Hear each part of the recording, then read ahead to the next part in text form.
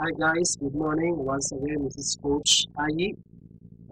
Gusto kong i-share sa inyo yung tanong ng isa nating follower. Ang tanong sa akin, Apps, paano ka ba mag-recruit? Okay? Paano mo na-convince ng mabilis yung prospect mo? Okay? Number one, dapat unang-una na-convince, dapat ikaw. Kasi kung ikaw mismo hindi pa convince doon sa business o sa opportunity na sinishare mo, ramdam ng tao yan. Ramdam ng tao kung siya gusto mo nang recruitin, ramdam ng tao kung siya gusto mo nang pagkakitaan. Pero, kapag ikaw convince kasi sa business o sa product na ino-offer mo, ramdam ng tao na convince ka doon sa produkto o sa negosyo na ino-offer mo. Okay? Dapat ikaw muna yung convince bago ka makakonvince ng ibang tao. Sabi nga, para maka-attract ka ng ibang tao, ikaw muna yung attract doon sa ginagawa mo. Kasi kung napilitan ka lang, napasubo ka lang, kasi mahiya ka sa friends mo na nag-offer sa'yo, tapos napilitan ka ngayon gawin yung business, ramdam ng tao yun. Okay, dapat ikaw muna yung unang-una na convince.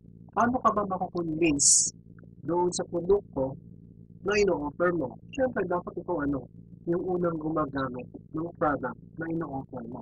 Mahirap mag-offer, mahirap mag-introduce ng isang produkto na hindi naman ikaw mismo gumagamit. Dapat ikaw muna yung gumagamit ng product na ino-offer mo. Para andun ka, meron kang kapangyarihan o meron kang authority na mag-offer at the same time, may authority ka na mag-convince ng taong na-offeran mo ng produkto mo. Same thing sa negosyo na ino-offer mo. Dapat alam na alam mo kung ano yung negosyo pinasok mo. Dapat alam na alam mo kung ano yung credibility ng business na pinasok mo. Dapat aware ka na yung company mo magtatagal. Hindi siya fly by night. Na ilang buwan lang, ilang taon lang, magsasarado na. Okay, dapat prepare ka. At kinaran mo na mabuti na yung negosyo na pinasok mo, sigurado ka na magtatagal yung company na pinasok mo. Nang sa gayon, yung taong marirecruit mo, yung taong mahihikayat mo sa business na ino-offer mo, hindi ka mapahiya.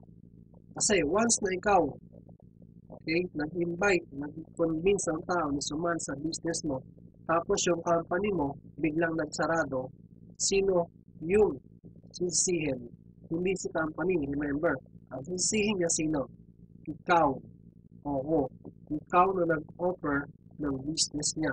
Kasi nanahimik ka sa bahay nila, ginulo-gulo mo siya sa opportunity, tapos magsasarado na.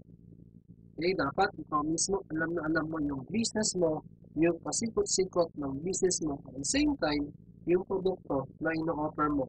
Nasa gayon, meron kang authority to convince other people to join your business. Okay, sana meron ka natutunan sa maikling video clip na ito. Kung may natutunan ka, please likes and subscribe para sa mga susunod na video ko na na-upload ka. Thank you. This is Coach Ayi. Good morning.